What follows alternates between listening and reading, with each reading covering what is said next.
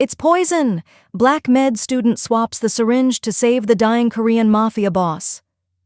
She had 90 seconds. Maybe less. 90 seconds before the chief surgeon's hand reached the IV port. 90 seconds before the neon green liquid in that syringe entered Kung-sook's bloodstream and stopped his heart for good. Nancy Palmer's hands were shaking, but her mind was razor sharp. She didn't think. She moved. Her fingers closed around the chief surgeon's wrist, a medical student grabbing a senior surgeon mid-procedure, and she held up the vial she'd snatched from his tray, the liquid inside glowing like radioactive waste under the surgical lights. "Stop!" Her voice cut through the operating room like a scalpel. "That's not a stimulant, it's poison!" For 3 seconds, nobody moved, nobody breathed. The chief surgeon's face went from professional calm to shocked rage. The junior doctors behind him stood frozen, mouths open, eyes wide with horror. In Seoul's rigid medical hierarchy, what Nancy had just done was career suicide. But she didn't care about her career right now. She cared about the man on the table, the unconscious patient with intricate tattoos sprawling across his chest, the man whose pale face contrasted sharply with the dark ink that marked him as someone powerful, someone dangerous, someone the entire hospital staff whispered about in the hallways. Kung-sook. The name alone made nurses speak in hushed tones, and Nancy had just saved his life. But to understand why a 26-year-old black medical student from Chicago would risk everything, her residency, her safety, and her entire future, to save a Korean Mafia boss she'd never met, we need to go back. Back 3 weeks, to where this nightmare really started. Seoul National University Hospital, VVIP wing. 3 weeks earlier. It's one of those hospital wings that doesn't appear on public tours. The kind of place where the floors are marble instead of linoleum, where private security guards stand outside patient rooms, and where the staff understands that discretion isn't just expected, it's mandatory. This is where Nancy Johnson worked her clinical rotations, 72-hour shifts that would have broken most medical students, navigating a world where she was constantly reminded she was an outsider, a black woman, a foreign student, at the absolute bottom of Korea's brutal medical hierarchy. She was 7 months away from finishing her medical degree, 7 months from a finish line she'd been crawling toward for 6 years. Years of sacrificing sleep, social life, sanity. Years of her mother working double shifts back home to help with tuition. Years of her younger sister looking at her like she was proof that the dream still worked. The medical degree wasn't just about the letters after her name. It was about proving she belonged. About finally having the credentials that demanded respect instead of having to fight for it in every room she entered. She was so close. 7 months close. And then, on a cold February evening, she was assigned to room 101, the patient who would put all of it at risk. February 15th. Nancy was in her 36th hour of a shift when the attending physician pulled her aside. "You're on VVIP duty tonight. Room 101, cardiac monitoring every 4 hours. Don't ask questions, don't gossip, and for God's sake, don't make any mistakes." Room 101 sat at the end of the corridor, flanked by 2 men in dark suits who didn't bother hiding the bulges under their jackets. Nancy checked her badge 3 times before they let her through. Inside, the room looked more like a luxury hotel suite than a hospital room. Soft lighting, leather chairs, a massive window overlooking the Seoul skyline, and in the bed, unconscious, was Kung-sook. Even in a coma, he commanded the room. The tattoos across his chest and arms were intricate, traditional, the kind that told stories of rank, of power, of a world Nancy only knew from crime documentaries. His face was pale, almost gray, his breathing shallow and labored. And the chart said cardiac arrest, the IV drip said saline and standard medications. But something felt wrong. Nancy couldn't explain it. Not yet, just wrong. Over the next 3 weeks, February 15th, 17th, 20th, 22nd, 25th, 27th, March 3rd, Nancy monitored Kung-sook during her shifts, and every time she entered room 101, that feeling grew stronger. His vitals should have been improving. That's what cardiac recovery looks like. Slow, steady stabilization. But Kung-sook's numbers were trending in the wrong direction. Heart rate variability increasing, blood pressure creeping higher despite medications, pupils slightly more dilated each time she checked them. A faint discoloration around his nail beds that shouldn't be there. Small changes, the kind most people wouldn't notice. But Nancy had been trained to notice. And something about this pattern screamed wrong in every language she knew. She started paying attention to the people around him, the family members who visited, elegant men and women in designer clothes, speaking in low voices, watching the monitors with eyes that looked more calculating than concerned. And then there was the chief surgeon himself, Dr. Kang, silver-haired, impeccable in his white coat, the hospital's most decorated cardiovascular specialist. He personally oversaw Kung-sook's care, made the rounds himself instead of delegating to residents. On March 3rd, Nancy saw something that made her blood run cold. She was leaving room 101 when she glanced back through the observation window. Dr. Kang had just entered with his medical kit, but before approaching the bed, he pulled something from his coat pocket, a small vial filled with liquid so bright green it seemed to glow. He looked around, checked the hallway, then carefully, deliberately, he swapped out one of the IV medications for the green substance. Nancy's breath caught in her throat. She stood frozen in the corridor, her heart pounding, watching through the glass as Dr. Kang adjusted the drip rate, made a note on the chart, and walked out with the confidence of a man who'd done this 100 times before. Nancy waited until he was gone. Then she slipped back into the supply room and did something that could get her expelled. She pulled up Kung-sook's complete medication log on the computer, cross-referenced every drug, every dosage, every administration time for the past 3 weeks, and there it was, a pattern hidden in plain sight. And every 48 hours, like clockwork, an additional supplement was being administered. No drug name listed, no pharmaceutical identifier, just a notation, per Dr. Kang's specialized cardiac protocol. Nancy sat in that supply room for 20 minutes, the fluorescent lights humming overhead, her hands gripping the edge of the desk. She pulled up toxicology databases on her phone, searched cardiac medications, drug interactions, anything that glowed green. And then she found it. A military-grade neurotoxin. Experimental. Designed to mimic cardiac failure. Undetectable in standard blood work. Fatal in accumulated doses. Someone wasn't trying to save Kung-sook. Someone was using the hospital to execute him, slowly, cleanly, with the perfect cover story. Nancy's whole body went cold. She thought about her options. In every single one felt like stepping off a cliff. She could report it through official channels, trigger an investigation, file a formal complaint. But that meant going up against Dr. Kang, the hospital's golden boy, the surgeon whose word was law. Her clinical supervisor already thought she was difficult for questioning orders. If she made waves now, even if she was right, she'd be the foreign student who caused problems, the one who'd never work in medicine again. And if she was wrong, if there was some explanation she hadn't considered, she'd be finished, expelled, sent back to Chicago with nothing but debt and broken dreams. But if she was right and did nothing, she'd be watching a man die, deliberately, while she stood by and let it happen. Nancy thought about her father, 10 years ago now, but the memory was still sharp. A medication error at the community hospital. A nurse who'd noticed the doctor's order didn't match the patient's condition, but she'd been too intimidated to speak up, didn't want to question authority, didn't want to cause problems. Nancy's father died 3 days later from complications that could have been prevented. She'd been 16, sitting in that hospital room, watching him slip away, listening to her mother's sobs, and she'd made herself a promise that day.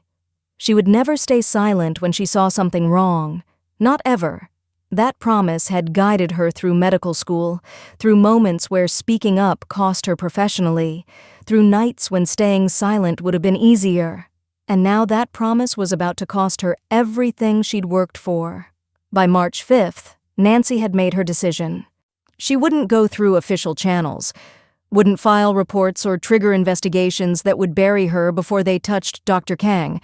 She'd stop the injection herself, physically, in the moment when it mattered most. It was the only way to save Kung-sook without destroying her own future, the only way to keep her promise to herself without losing everything. She had proof. She had a plan.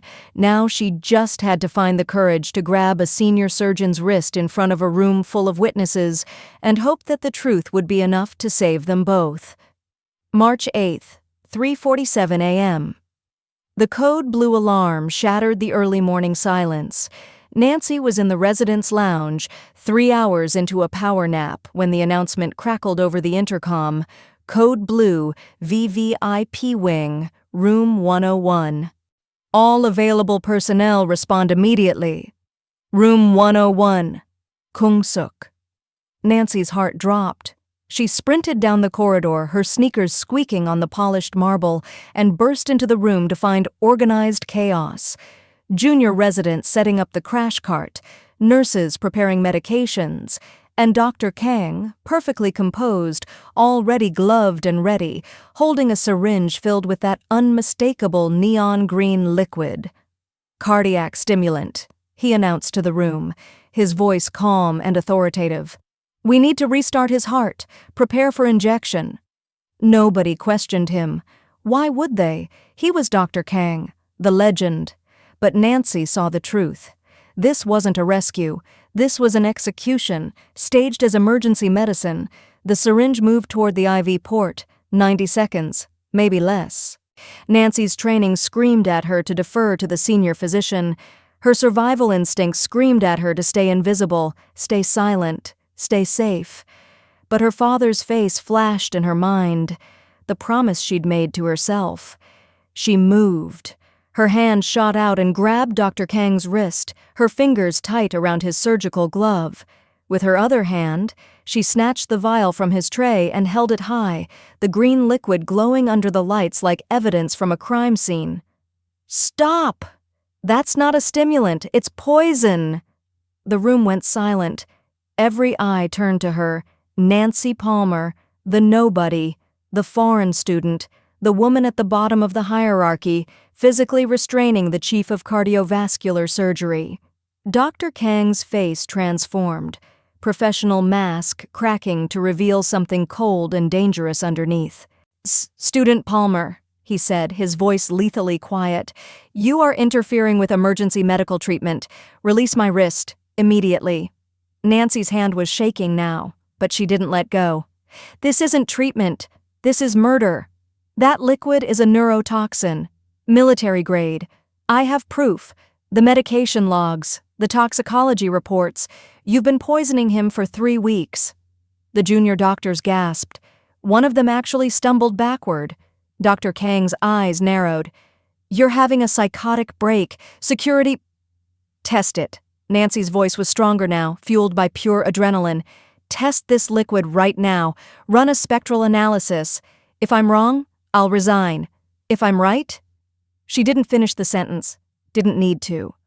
For 5 seconds, nobody moved. And then, from the bed, there was a sound. A low, rattling breath. Kung-sook's eyes opened, not the confused, groggy eyes of someone waking from a coma, the sharp, predatory eyes of someone who'd been semi-conscious the whole time, listening, waiting. His gaze locked onto Nancy, then shifted to Dr. Kang. When he spoke, his voice was rough from weeks of disuse, but the authority in it was unmistakable. "Test it. Subscribe to see how this unfolds, and comment where you're watching from. I'd love to say hello to you, just to know how far our story is going." The fluorescent lights in Seoul National University Hospital's VVIP wing never dimmed, and after 34 hours straight, Nancy Palmer was starting to believe they were specifically designed to prevent medical students from experiencing anything resembling rest. Her blue scrubs, the ones with student embroidered across the chest, felt like they'd fused to her skin somewhere around hour 20, and her cheap sneakers had given up providing actual support before midnight. She stood at the nurse's station, staring at a patient chart that had stopped making sense 2 readings ago, when Nurse Kim dropped a clipboard on the desk with a sharp crack that made Nancy flinch. Room 101. Vitals check, every 4 hours. Nurse Kim's Korean was clipped, efficient, leaving 0 room for questions. Nancy reached for the clipboard, but Nurse Kim's hand shot out and gripped her wrist, not violently, just firmly enough to make a point. This patient is VVIP, you understand? Nancy understood perfectly. Very, very important person. The kind who had armed guards instead of concerned family members. The kind whose name you didn't mention in the cafeteria. Yes, ma'am. No questions, no gossip, no mistakes. Nurse Kim released her. The guards will check your badge. Don't make them ask twice. Nancy walked toward room 101, her exhausted mind cataloging the differences in this corridor. Darker marble, softer lighting, silence so complete she could hear her own heartbeat. 2 men in dark suits flanked the door at the end, and Nancy held up her badge from 10 feet away like an offering. They studied it with the intensity of bomb disposal experts before one made a quick phone call. Then they stepped aside. Inside, the room looked like it belonged in a 5-star hotel, not a hospital. Leather chairs that probably cost more than Nancy's annual tuition, fresh orchids in crystal vases, floor-to-ceiling windows overlooking Seoul's glittering skyline, and in the bed, the patient. Even unconscious, he commanded the space. Nancy had seen the name on the chart, Kung-sook, but nothing prepared her for the reality. His chest was partially exposed, revealing intricate tattoos that sprawled across his skin like living art. Dragons and tigers and symbols Nancy didn't recognize, rendered in exquisite detail. The kind of ink that spoke of tradition, rank, power. His face was pale, almost gray. I'm making the dark tattoos stand out starkly. His breathing was shallow, mechanical, assisted by the ventilator. But even in this vulnerable state, there was something about him that made Nancy move carefully, like approaching a sleeping predator. She checked his vitals with practiced efficiency, pupils sluggish but responsive, blood pressure elevated, higher than it should be for someone on the medications listed in his chart, heart rate variability within normal range but barely. And then Nancy noticed something that made her pause. The IV bags hanging beside his bed, standard saline according to the labels. But there was a faint discoloration in one of them. Nothing obvious, just a subtle tint, like someone had added a drop of yellow food coloring and hoped nobody would notice. Nancy frowned. A medical-grade saline was supposed to be crystal clear. Any discoloration meant contamination. She made a note. Possible IV bag contamination. Recommend replacement. Dr. Park, one of the residents, entered as she was finishing. How's he looking? Vitals are stable, but there's discoloration in the IV bag. Dr. Park glanced at it, shrugged. Probably just the lighting. If Dr. Kang approved it, it's fine. This isn't a regular case, Palmer. Just note the vitals and move on. Over the next 2 weeks, Nancy was assigned to room 101 every shift. February 17th, 20th, 22nd, 25th, 27th, every 4 hours, checking on the unconscious man with the dragon tattoos. And every time she noticed things that didn't add up. Kung-sook's vitals weren't improving, they weren't dramatically worsening, but they weren't following the trajectory of cardiac recovery. His blood pressure stayed elevated, heart rate variability crept higher. The discoloration in his nail beds, something Nancy noticed on February 22nd, was getting more pronounced, a faint bluish tint that the ventilator should have been correcting. The visitors to room 101 didn't act like family. They acted like business associates. Elegant people in designer clothes who spoke in hushed voices about territory and distribution, and someone named Min-jun who'd apparently overstepped. They looked at Kung-sook not with concern, but with cold calculation, like businessmen evaluating a depreciating asset. Nancy mentioned her concerns to Nurse Kim once. The older woman looked at her like she'd suggested the earth was flat. Dr. Kang is the best cardiovascular surgeon in Seoul. Your job is to record vitals, not diagnose. But Nancy couldn't stop noticing, couldn't stop seeing the pattern of a man being systematically weakened while everyone pretended everything was fine. March 3rd, Nurse Kim appeared with the clipboard again. Room 101. Dr. Kang is conducting rounds. You'll assist. Nancy's stomach dropped. The chief of cardiovascular surgery wasn't someone a student wanted to interact with unless absolutely necessary, but she grabbed her short white coat and headed to the VVIP wing. Dr. Kang was already inside, silver hair perfectly styled, white coat immaculate. He radiated the absolute authority of someone who'd performed thousands of successful surgeries and knew exactly how good he was. Student Palmer. His voice was surprisingly warm. I've seen your notes. Very thorough. Nancy blinked. That might have been the first compliment she'd received from senior staff since arriving in Seoul. Your observation about the blood pressure trend was particularly astute. You have good instincts. Thank you, sir. I was concerned about the elevated readings given his medications. Dr. Kang nodded. Cardiac recovery is rarely linear, but you're right to monitor closely. Keep up the detailed observations. He pulled out his leather medical kit and began checking the IV setup. Then his phone buzzed. He frowned. I need to take this. Wait here. He stepped into the corridor, and Nancy was left alone with the unconscious Mafia boss and the steady beep of monitors. 30 seconds later, the door opened. A man in a dark suit entered, someone Nancy didn't recognize. He carried a small black briefcase and nodded at her with a polite smile that didn't reach his eyes. Dr. Kang asked me to deliver this. He moved to where Dr. Kang had left his kit, opened the briefcase with his back partially turned, made quick, efficient movements Nancy couldn't quite see. Then he closed everything, nodded again, and left. The entire interaction lasted maybe 30 seconds. Nancy stood there, her instincts screaming that something was wrong but unable to articulate what. The man had been professional, polite, nothing unusual, except everything felt unusual. Dr. Kang returned, finished his examination with meticulous care, and left with a reminder that Nancy should continue her careful monitoring. Nancy waited until the room was empty. Then she moved to where the medical kit had been. She knew she shouldn't.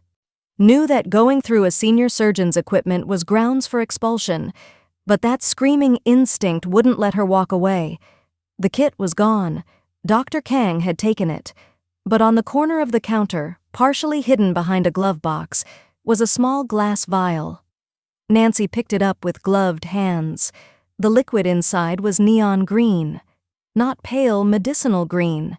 Bright, artificial, the kind of color that didn't exist in nature or any pharmaceutical compound Nancy had seen.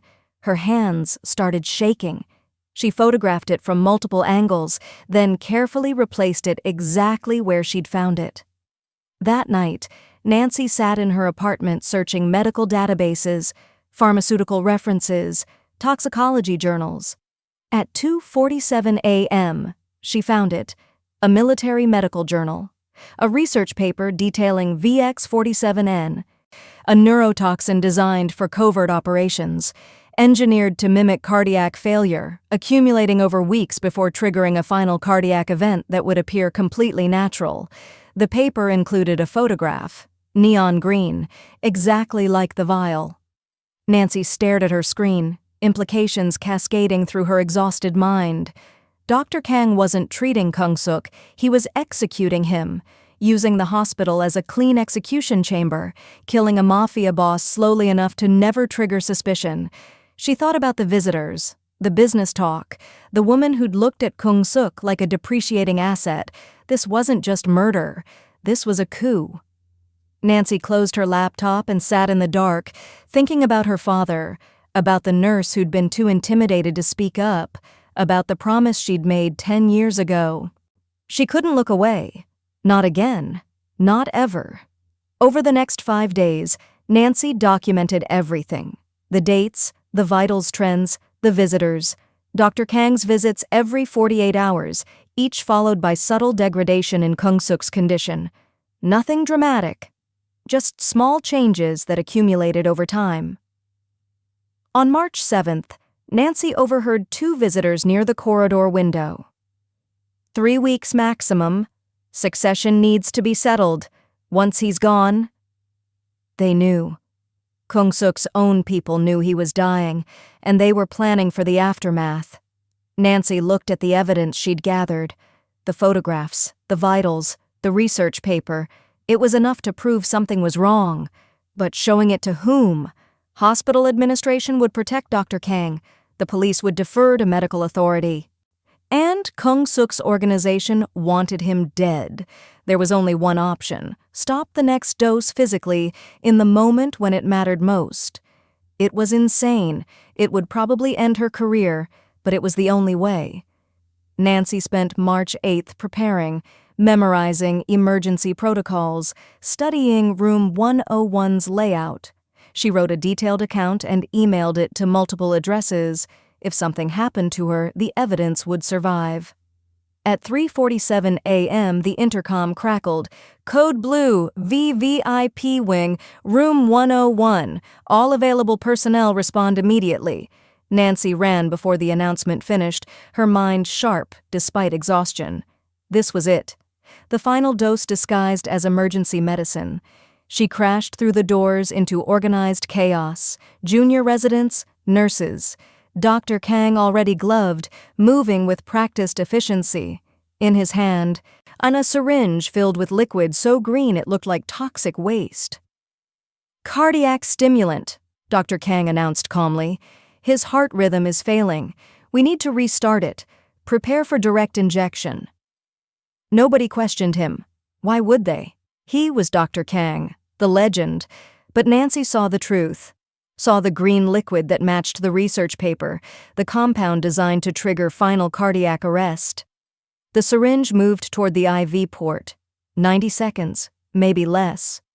Nancy's training screamed at her to defer to authority. Her survival instincts screamed at her to stay safe. But her father's face flashed in her mind, the promise, the man in that bed who deserved better. Nancy moved. She didn't think, just acted. Her hand shot out and closed around Dr. Kang's wrist. Her other hand grabbed the sterile saline syringe from the crash cart. And in one fluid motion, she swapped them.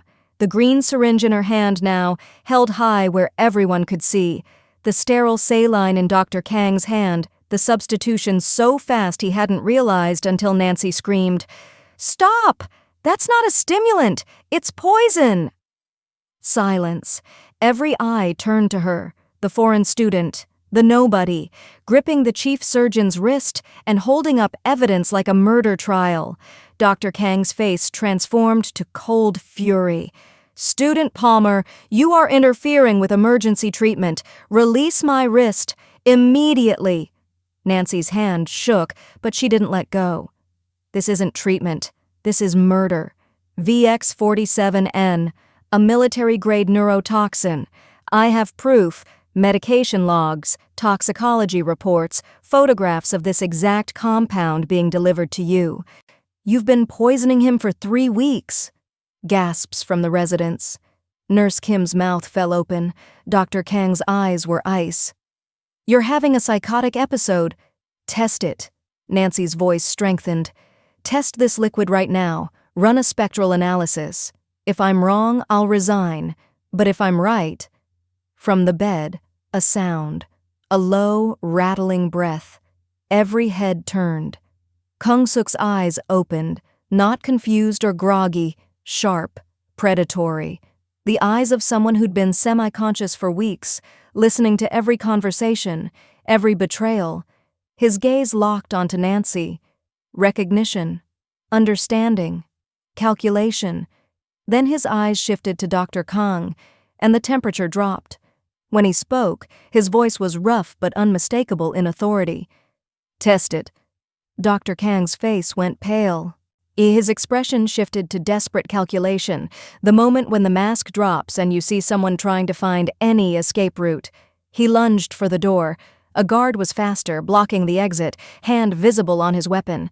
Kung-sook sat up, pulling IV lines from his arms with steady, deliberate movements. His eyes never left Dr. Kang. "Test it," he repeated, "and then we're going to have a very long conversation about who gave the order and who thought they could take what's mine." Nancy stood there, still holding the syringe, her body shaking with adrenaline and exhaustion, and the overwhelming realization that she'd just saved a mafia boss's life and probably destroyed her career. But when Kung-sook's gaze shifted back to her, there was respect in his expression, and something else. "Thank you," he said quietly. "I heard you. Every time you came, every note you made. I heard you trying to save me when everyone else had written me off." The next hour blurred, security sealing the room, administrators with panicked expressions, police, Kung-sook's loyal people arriving furious, Dr. Kang being escorted out protesting. It was all a mistake. Nancy sat in a corner chair, wrapped in a blanket someone had given her, watching it unfold with strange detachment. She'd done it, stopped the execution, and now she had absolutely no idea what came next. Nancy thought the hard part was over. She thought stopping the injection, exposing Dr. Kang, saving Kung-sook's life, that was the climax. The moment when truth prevailed and everything got better. She was wrong. The toxicology results came back 3 hours later. Said the lab technician's hands were shaking when he delivered the report to the hospital administrator. VX-47N military-grade neurotoxin, exactly as Nancy had said. Dr. Kang was arrested, taken away in handcuffs while protesting his innocence, claiming he'd been set up, that the foreign student had planted evidence. And that's when Nancy learned an important lesson about institutional power. The truth doesn't matter nearly as much as protecting the institution's reputation. By noon, the hospital's narrative had solidified. Dr. Kang was a rogue actor, obviously. A tragic case of a brilliant surgeon corrupted by outside influence. The hospital had no knowledge of his actions. The institution itself was blameless. But Nancy Palmer, the foreign student who'd made the accusation, who'd physically assaulted a senior surgeon, so who'd caused an international incident that was already hitting the news, she was a problem that needed to be contained. Nancy was in the residence lounge, finally trying to get some sleep after giving her statement to the police for the 3rd time, when her clinical supervisor entered with 2 security guards. "Student Palmer, you need to come with us." Something in his tone made Nancy's exhausted mind snap to alertness. This wasn't a request. "Am I being arrested?" "You're being placed on administrative leave pending investigation. There are questions about your conduct, about how you obtained certain information, about whether you violated patient privacy laws in the course of your investigation." Nancy stared at him. "I saved a man's life. You assaulted a senior surgeon during an emergency procedure. You accessed confidential medical records without authorization. You photographed hospital property without permission." His voice was cold, bureaucratic. "The hospital has a duty to investigate potential misconduct regardless of the outcome." "Potential misconduct? Dr. Kang was poisoning a patient." "That's a matter for the police. Your actions are a matter for the hospital. Now, you can come with us voluntarily or security will escort you." Nancy looked at the 2 guards, saw the way they'd positioned themselves between her and the door, and understood with sudden, terrible clarity. The hospital wasn't investigating her conduct. They were silencing her. If they could paint her as unstable, as a rogue student who'd violated protocols and made reckless accusations, then the narrative became about her unprofessional behavior rather than about how a prestigious hospital had allowed a murder conspiracy to operate in its VVIP wing. "I need to use the bathroom first." Her supervisor hesitated, then nodded. "Make it quick." Nancy walked to the bathroom with one of the guards following close enough that she could feel his presence. She went into a stall, locked it, and looked up at the ceiling. The ventilation grate was old, institutional, the kind that had been installed decades ago when the building was first constructed. Nancy had noticed it months ago during a particularly boring night shift. noticed how it rattled slightly when the air conditioning kicked on, how the screws were rusted and loose. She stood on the toilet, pushed the grate up with shaking hands, and pulled herself into the ventilation shaft. The guard was pounding on the stall door 30 seconds later.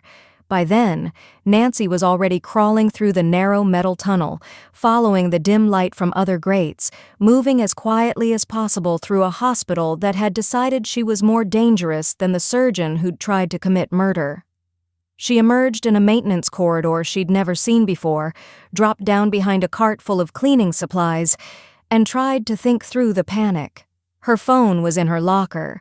Her wallet was in her locker. Everything that could identify her or help her was in the residence lounge, which was now probably swarming with security. But she had one advantage. She'd worked in this hospital for 8 months. She knew the layout, the shift changes, add the blind spots in security coverage. Nancy made her way through back corridors and service elevators, avoiding the main hallways, heading for the research wing.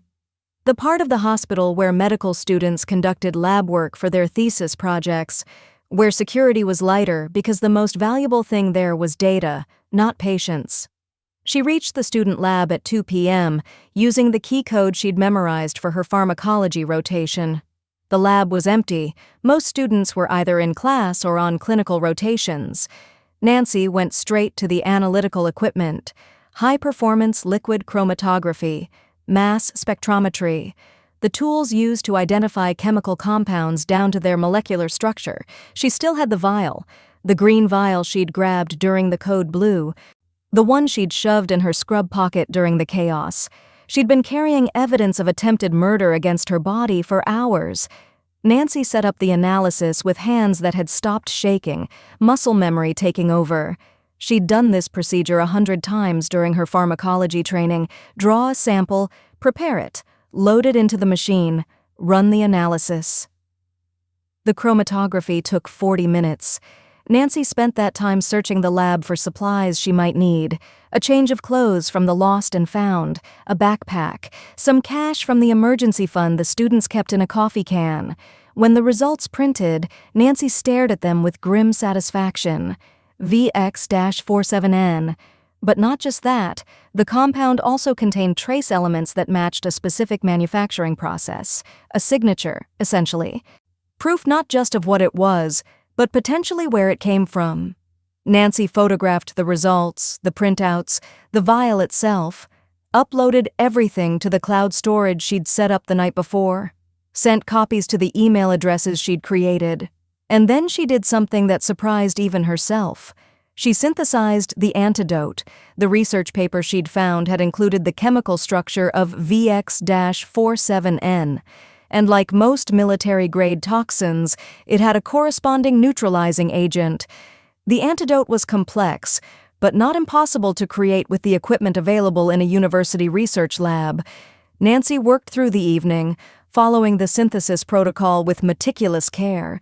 This wasn't about saving Kung-sook anymore. The hospital had him under heavy guard now. And presumably they'd started actual treatment once the toxin was identified. This was about having leverage, about having proof that couldn't be confiscated or buried or dismissed as the ravings of an unstable student. By 11 p.m., Nancy had 12 doses of antidote in sterile vials.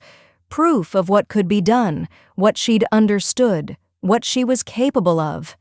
And a terrible idea was forming in her exhausted mind. She made her way back through the service corridors to the ICU where they'd moved Kung-sook after the incident. Security was heavy, but Nancy knew the patterns now, knew when the guards did their rounds, when the nurses changed shifts, where the cameras had blind spots. She slipped into Kung-sook's room at 1:47 a.m., wearing scrubs she'd stolen from a locker, a surgical mask covering most of her face. Kung-sook was awake, or alert. The ventilator was gone, replaced by a simple oxygen cannula. His color was better, though he still looked weak. His eyes tracked her movement the moment she entered, and Nancy saw recognition flash across his face. "You shouldn't be here," he said, his voice rough but clear. "They're looking for you." "I know. I needed to give you this." Nancy set the vials on his bedside table. It's the antidote, synthesized from the research specifications, in case there are any residual effects from the toxin. Kung-sook looked at the vials, then back at Nancy. You made this? While running from hospital security? I needed proof, and I needed... Nancy trailed off, not sure how to explain the compulsion that had driven her. I needed to finish what I started. You finished when you stopped Dr. Kang. No, I finished when I made sure you'd actually survive. Nancy moved toward the door, then stopped. For what it's worth, I heard you thank me earlier, but I didn't do it for thanks. I did it because watching someone die when you could save them, I couldn't do that again. Again? My father. 10 years ago. A medication error that a nurse noticed but was too afraid to report. He died because someone stayed silent. Nancy's hand was on the door handle. I promised myself I'd never be that person. And look where it got you, branded a criminal, running for your life. Nancy smiled behind her mask. It was a bitter smile, exhausted and defiant. Yeah, but you're alive, so I'd do it again. She slipped out before he could respond. What Nancy didn't know, what she couldn't have known, was that Kung-sook had been far more conscious during his poisoning than anyone realized. The toxin had paralyzed him, trapped him in his own body, but his mind had remained partially aware. A waking nightmare of hearing conversations, feeling the IV drips, understanding he was being murdered and unable to do anything about it.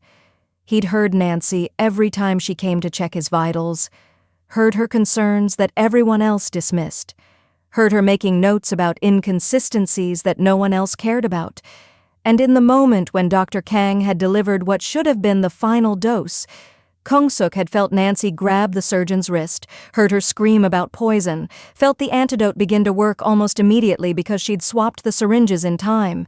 She'd saved him, not just from death, but from the particular horror of dying, while fully aware and completely helpless. Kung-sook reached for the phone on his bedside table, made 3 calls, each one brief, direct, delivered in a tone that left no room for negotiation. By 3 a.m., 8 members of the hospital's board of directors had received visits from men in dark suits. Visits that made it very clear that certain decisions needed to be reversed, certain investigations needed to be dropped, and certain foreign medical students needed to be not just exonerated but celebrated. By 6 a.m., the hospital administrator was issuing a public statement praising Nancy Palmer's extraordinary vigilance and courage in identifying and stopping a criminal conspiracy. Dr. Kang's arrest was confirmed. The hospital's full cooperation with the investigation was assured. Nancy's clinical supervisor was quietly reassigned. The guards who'd tried to detain her were reprimanded for excessive response, and Nancy herself was summoned to a meeting with the hospital director, where she was offered a formal apology and immediate reinstatement. Nancy sat across from the director, still wearing the stolen scrubs, still exhausted, and said, I want it in writing. The apology, the exoneration, and a guarantee that this won't affect my graduation or my medical license. The director, a man who'd spent 30 years navigating hospital politics, looked at the 26-year-old foreign student with something approaching respect. You'll have it by end of day. And I want access to the full investigation results, everything about how Dr. Kang was able to operate undetected for 3 weeks. That's a police matter. Then I'll go to the press. I'll tell them exactly how this hospital prioritized reputation over patient safety, how you tried to silence the person who exposed a murder conspiracy. Nancy's voice was calm, steady, powered by 7 months of accumulated rage at being dismissed and overlooked. Your choice. She got the access. The investigation revealed what Nancy had suspected. Dr. Kang wasn't just corrupt. He was a founding member of a rival faction within Kung-sook's organization, using the hospital as a clean execution chamber. The conspiracy reached into the hospital's board, into the administrative staff, into places Nancy hadn't even considered. Kung-sook's response was swift and comprehensive. Within 2 weeks, the entire board was replaced, and key administrators were either reassigned or quietly encouraged to resign. The hospital underwent what the press called aggressive restructuring, and what people who understood the situation called a purge. Nancy watched it unfold with mixed feelings. She'd wanted justice, but this felt like something else, something more absolute and less forgiving. 7 months later, Nancy graduated, not just with her medical degree, but with honors. The ceremony was surreal, standing on stage in her cap and gown, receiving her diploma from a hospital director who 6 months earlier had tried to have her detained, while the audience applauded and her mother cried proud tears in the front row. After the ceremony, there was a reception. Nancy was standing by the refreshment table trying to process the fact that she'd actually finished, to actually made it through, when a man in an expensive suit approached. "Dr. Palmer, congratulations." Nancy turned to find one of Kung-sook's associates, one of the legitimate business managers, not the security personnel. "Thank you. Mr. Kung-sook asked me to deliver this." He handed her an envelope, heavy paper, formal. Nancy opened it to find a letter and a building deed. The letter was handwritten, Kung-sook's distinctive script. "Dr. Palmer, you saved my life when you had every reason to look away. You risked everything for a stranger who most people consider a criminal. I can't repay that debt, but I can honor it. The attached deed is for a medical clinic in the Gangnam district, fully funded, fully staffed, yours to direct as you see fit. The only condition is that you treat patients who can't afford care elsewhere, the ones other hospitals turn away. You wanted to practice medicine. Now you can do it on your own terms. Consider it the beginning of my own redemption. If you could see worth saving in someone like me, perhaps I can learn to see it in myself. K.S." Nancy stared at the deed. A clinic. Her own clinic. The chance to practice medicine the way she'd always believed it should be practiced, focused on patients, not politics or profit or institutional reputation. Her mother appeared at her elbow. "What's that, honey?" Nancy looked at the deed, then at her mother, then back at the deed. "It's complicated." "Is it legal?" "Yes, surprisingly, completely legal." "Then it's not complicated, it's an opportunity." Her mother squeezed her shoulder. "You've never taken the easy path. Why start now?" 3 months later, the Palmer Community Clinic opened its doors. Nancy stood in the lobby on opening day, wearing a white coat with "Director" embroidered on the chest instead of "Student," and watched patients stream in. Immigrant families, elderly Korean residents who'd been priced out of traditional health care, factory workers without insurance, people the medical system had failed. Her staff was small but dedicated. Young doctors who believed in the mission, nurses who understood what it meant to fight for patients rather than just process them. And the funding was mysteriously consistent, the administrative support somehow always available when needed. Nancy knew where it came from, knew that Kung-sook had redirected a portion of his organization's resources, now legitimized through legal business ventures, into sustaining the clinic. He knew that this was his way of transforming something dark into something that could heal. It wasn't redemption exactly. You didn't erase decades of criminal activity by funding one clinic, but it was a start, a gesture toward something better. And for Nancy, it was everything she'd wanted. The chance to practice medicine on her own terms. To be the doctor who saw patterns others missed, who spoke up when something was wrong, who never looked away from someone who needed help. On the wall of her office, she hung a framed photograph, the IV bag from room 101, the one with the faint yellow discoloration that everyone else had dismissed as lighting, the first clue that had started everything. Below it, a quote she'd written herself. "The truth is in the details everyone else ignores." Late one evening, after all the patients had gone home and the staff had finished their shifts, Nancy sat at her desk reviewing the day's cases. There was a knock on her office door. Kung-sook stood in the doorway, looking healthier than he had in room 101, wearing a perfectly tailored suit that managed to hide most of his tattoos. He looked like a successful businessman, which technically he now was. "Dr. Palmer, I hope I'm not disturbing you." Nancy gestured to the chair across from her desk. "Mr. Kung-sook, what brings you by?" He sat, looked around the office with genuine interest. "I wanted to see what my investment created, and to thank you properly, without all the machines and guards and chaos." "You already thanked me. With this." Nancy gestured at the clinic around them. "That was a debt repaid." This is different." Kung-sook leaned forward slightly. "You saw me when I was at my most vulnerable, dying, helpless, surrounded by traitors. You could have walked away, should have walked away. Instead, you risked everything to save someone you had no reason to trust." "I'm a doctor. That's what we do." "No, that's what you do. Most doctors wouldn't have noticed the discoloration, wouldn't have questioned Dr. Kang, wouldn't have synthesized an antidote while running from security." His voice was quiet, sincere. "You're extraordinary, Dr. Palmer, and this city is lucky to have you." Nancy felt unexpected tears prickling at her eyes. After 8 months of being told she was difficult, unstable, a problem to be managed, hearing someone acknowledge her worth was almost overwhelming. "Thank you," she said quietly. That means more than you know." Kung-sook stood to leave, then paused. "One more thing. If you ever need anything, protection, resources, someone to vouch for you, you have my number. No strings attached. Just the standing offer of someone who owes you everything." After he left, Nancy sat in her office for a long time, thinking about the strange path that had brought her here.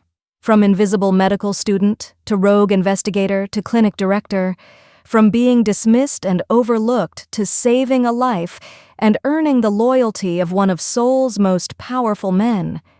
It wasn't the career she'd imagined when she started medical school, but as she looked at the patient files on her desk, each one representing someone who'd been helped, someone who'd received care they desperately needed, she realized it was exactly the career she'd hoped for. She'd promised herself 10 years ago in a hospital room watching her father die that she would never stay silent when she saw something wrong. She'd kept that promise, and it had cost her everything and given her everything in return. Nancy turned off her office light and headed home, already thinking about tomorrow's patients, already looking forward to the next challenge, the next opportunity to notice what others missed, to speak up when silence would be easier. Because that's who she was. That's who she'd always been, Dr. Nancy Palmer, the woman who saw the truth in the details everyone else ignored, and Seoul's medical community, whether they admitted it or not, would never be quite the same.